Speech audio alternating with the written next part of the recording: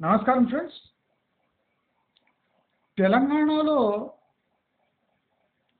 పవర్లో వస్తున్న ప్రభుత్వాలు చాలా తెలివిగా, చాకచక్యంగా, గుంటనక్కల్లాగా, తోడేళ్లలాగా వ్యవహరిస్తూ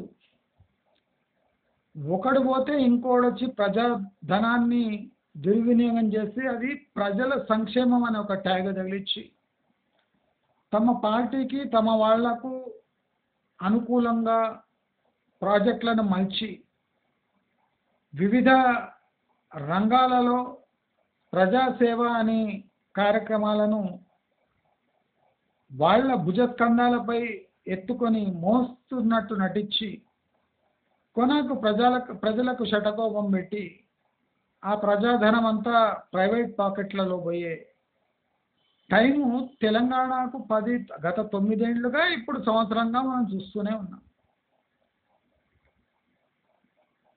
ప్రతి ప్రభుత్వము ప్రజలకు దీర్ఘకాలపు లాభం ఎలా కావాలి, వాళ్ళ జీవితాలలో ఈ ప్రాజెక్ట్ వల్ల మార్పులు ఏమొస్తాయి, వాళ్ళ రవాణాలో, వాళ్ళ స్థితిగతులలో, వాళ్ళ ఎంప్లాయ్మెంట్ ప్రాస్పెక్ట్స్లో, వాళ్ళ చిన్న వ్యాపారాలు పెట్టుకునే వెసులుబాటు కలుగుతున్నాయా, ప్రజలకు ఏమైనా లబ్ధి చేకూరుతుందా అని ఏ ఒక్క పార్టీ ఆలోచించకుండా వాళ్లకు ఆ సీటు దొరికితే ఆ సీటులో కూర్చొని అయినంత దోపిడీ చేయొచ్చు, ఓటు ఓపించుకునే వరకే ప్రజలు తర్వాత వాళ్ళ బానిసలుగా మారుతున్న తీరు మనం స్పష్టంగా చూస్తున్నాం.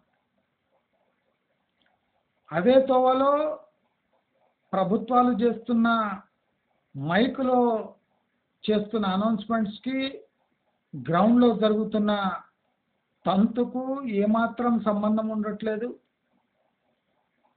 మైకులో చెప్తున్న మాటలు పైపోతలుగా మిగిలిపోతున్నాయి, నీళ్ళల్లో బుడగలు లాంటివి ఈ మైకులో చెప్తున్న అనౌన్స్మెంట్లు. ప్రాక్టికలీ అక్కడ వాళ్ళు ఉద్ఘాటన చేసిన శిలాఫలకాలు చుట్టూ చెట్లు మొలిచి శిలాఫలకాలే కనిపించకుండా ఉన్న కోకళ్ళ ప్రాజెక్టులు హైదరాబాద్ చుట్టుముట్టు మనకు దర్శనమిస్తున్నాయి. ఏదైనా ప్రభుత్వ పరంగా ప్రైవేట్ వ్యక్తులకు భూమి లేదా సౌకర్యాలు లేదా కరెంటు లేదా వాటరు లేదా ఏ ప్రభుత్వకి చెందిన రిసోర్సెస్ అయినా ధారాదత్తం చేస్తున్నారు, దానం చేస్తున్నారు అంటే ఇది ప్రజా ప్రయోజనం కోసం లేదా ఎంప్లాయ్మెంట్ క్రియేట్ చేస్తుంటే మాత్రమే వాళ్ళకి ఇవ్వాలి. కానీ వాళ్లకు లాభసాటి వ్యాపారం బాగా కొనసాగాలని ప్రభుత్వ భూములు, ప్రభుత్వ నీళ్లు, కరెంటు, ఇతరత్ర ఏ సౌకర్యం కూడా ప్రభుత్వం కల్పించే అవసరం లేదు. వాళ్ళ దగ్గర ఇన్ రిటర్న్ ఇంతమందికి ఎంప్లాయ్మెంట్ కలిగిస్తున్నాము, ఇంత ట్యాక్స్ కడుతున్నాము, ఇలా మా ఫ్యాక్టరీ రావడం వల్ల ఈ చుట్టుముట్టు ప్రాంతం అభివృద్ధిలోకి వస్తుంది అని రాతపూర్వకంగా తీసుకొని అది ఒక బాండ్, లీగల్ బాండ్గా చేసి మలచి వాళ్లకు భూములు ఇచ్చినప్పుడు లేదా ఆస్తులు లేదా నీళ్లు లేదా ఏ రకమైన ట్యాక్స్ హాలిడేస్ ఇచ్చినప్పుడు కూడా ఇన్ రిటర్న్ తీసుకొని టైం ఫ్రేమ్ పెట్టి ఆ టైం ఫ్రేమ్లో ఆ పని జరగకపోతే మళ్ళీ ఆ భూమి మీకు దక్కదు అని లీగల్ ఫ్రేమ్వర్క్ పెట్టి అక్కడ డెవలప్ చేస్తే ఏ అభ్యంతరము ఉండదు. కానీ ప్రజెంట్ ప్రభుత్వాలు, లాస్ట్ ప్రభుత్వాలు దానం చేయటం తప్ప కండిషన్స్ ఏమాత్రం పాటించకుండా కండిషన్స్ని తిరోధకాలు ఇచ్చిన ఇండస్ట్రీస్ దగ్గర ఒక అంగుళం భూమి కూడా మళ్ళీ రిటర్న్ తీసుకొని సందర్భము మనం చూస్తూనే ఉన్నాం.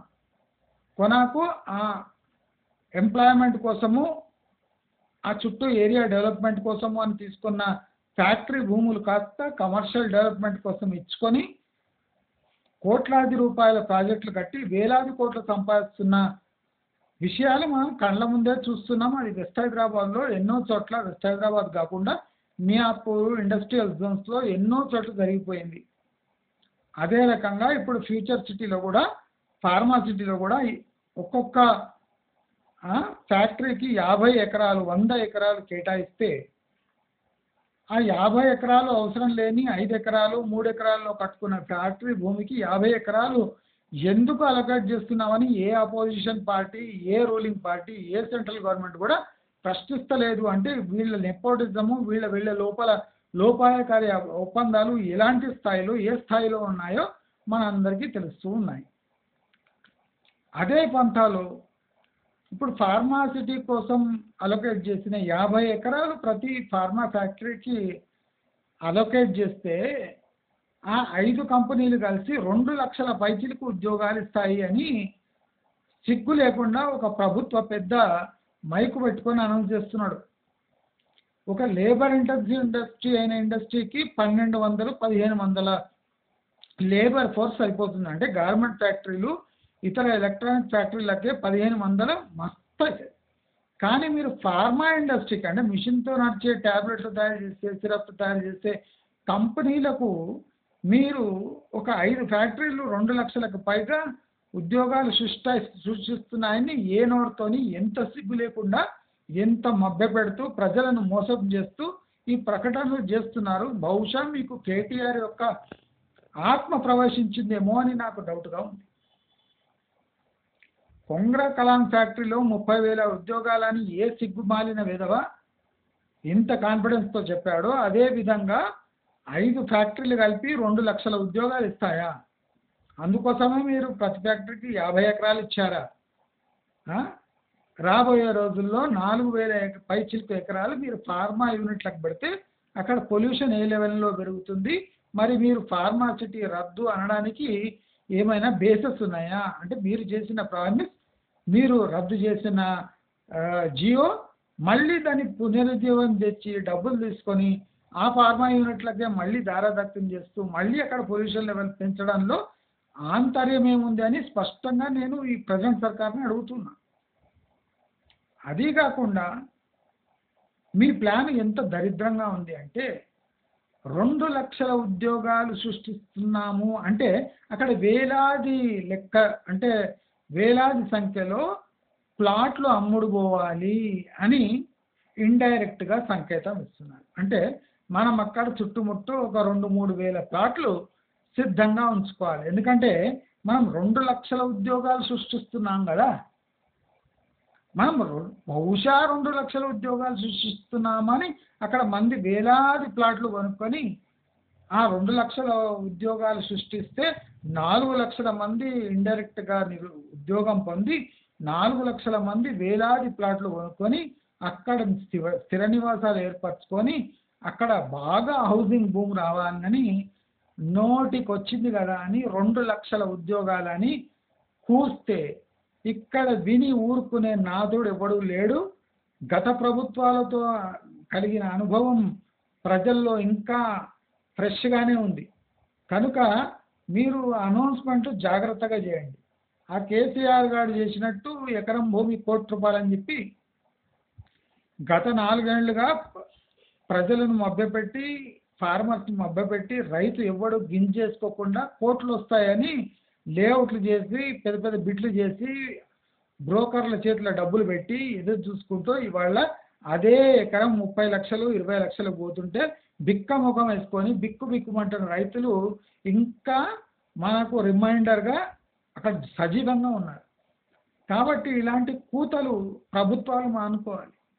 5 ఫ్యాక్టరీలు 2 లక్షల ఉద్యోగాలు అంటే చైనా వాడు అంటే ఆత్మహత్య చేసుకుంటాడు. అర్థమైందా? అంటే ఏ ఫ్యాక్టరీలో ఎన్ని ఉద్యోగాలు సృష్టించబడతాయని తెలియని సన్నాసులు మన ప్రభుత్వంలో మనల్ని ఏలుతున్నారని అర్థం. అంటే ఇలాంటి ప్రభుత్వం, ఒక ప్రభుత్వం పోయింది దగాకోర ప్రభుత్వం అంటే ఇంకో దగాకోర ప్రభుత్వం వచ్చి సింహాసనం అధిరోహించి మనల్ని కుక్కలు పందులలా చూసి అంటే బ్రెయినే పనిచేయదు చచ్చుపడిన సన్నాసులు తెలంగాణ వాసులు అనుకొని యథేచ్ఛగా తమ పాలసీలను ఇంప్లిమెంట్ చేసి తమ జేబులు నింపుకుంటుంటే ఇక్కడ ఎవడు చూస్తూ చోద్యం చూసుకుంటూ ఊరుకోనే స్థాయిలో ఎవడు లేడు. అట్లీస్ట్ మంచి మార్గం లేదు. మీ కుట్రని ఎప్పటికప్పుడు బయట పెడుతూ ప్రజలలో చైతన్యం కలిగిస్తూ వాళ్ళ డబ్బును సురక్షితంగా ఉంచే బాధ్యత మంచి మార్గం ఛానల్ తీసుకుంటుంది. కాబట్టి చాలా స్పష్టంగా ప్రజలను హెచ్చరిస్తుంది. జాగ్రత్తగా ఉండండి. ప్రతి అడ్డమైన అనౌన్స్మెంట్కి బలమైన పునాదులు ఉంటే కానీ నమ్మండి, లేకపోతే మైకును తీసి పారేయండి. మైకు పట్టుకొని ఊదిన శంఖం యొక్క శబ్దాన్ని వినే దద్దమ్మలు ఇంకా ఎవ్వడు లేడు అని ఏ ప్రభుత్వాన్నైనా తెలియజేస్తూ, మీకు ఈ వీడియో నచ్చినట్టయితే లైక్, షేర్, సబ్స్క్రైబ్ చేసుకోండి. నమస్కారం.